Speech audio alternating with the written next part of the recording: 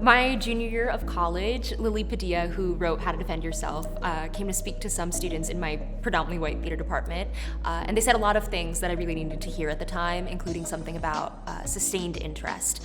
I was just starting a playwriting class that I would have to stick to the same idea for the whole year for, and Padilla had mentioned writing in response to questions you're still working through.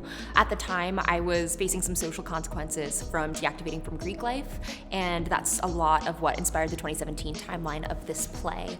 And so many elements of Greek life I find inherently theatrical, which is exciting. It makes it, why is this play a play and not a movie? There was this sentiment that girls in our sorority were chill or cooler than other girls, different from everyone else. But then, I'd get fined money for missing a philanthropy event for rehearsal. So there was so much inconsistency between words and actions, and that is magnified when you're a freshman in college. You're still learning social dynamics and how to speak up for yourself and who are you, what do you believe in? And in the play, we see that show up a lot in the dynamic between Anjani and Gigi. Their friendship love story revolves around the two learning things at different rates.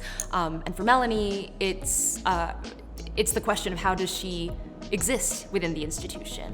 The play may feature Greek life, but I find anywhere where there's a selection or application process that's blind, harm happens, because we all have unconscious bias, and theater is included in that.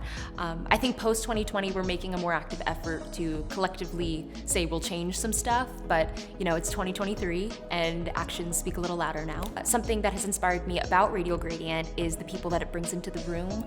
It's very rare that I get to be in the company of this many women of color making theater, and that's something that excites me about facilitating community, because community building is something that I'm very passionate about. I do want to focus on the homies of color in these institutions that go out of their way to make them better. Melanie and Gigi in the play both share this fix it from the inside mentality, which we could fault all day, but I think there's something exciting and worth noting about young people, especially young people of color, doing their best to leave a place better than they found it. We all have friends that we've fallen out with or unfollowed, and some are for good reason, but when there wasn't one, I think often it was the circumstances that forced a friendship breakup, and it doesn't have to stay that way.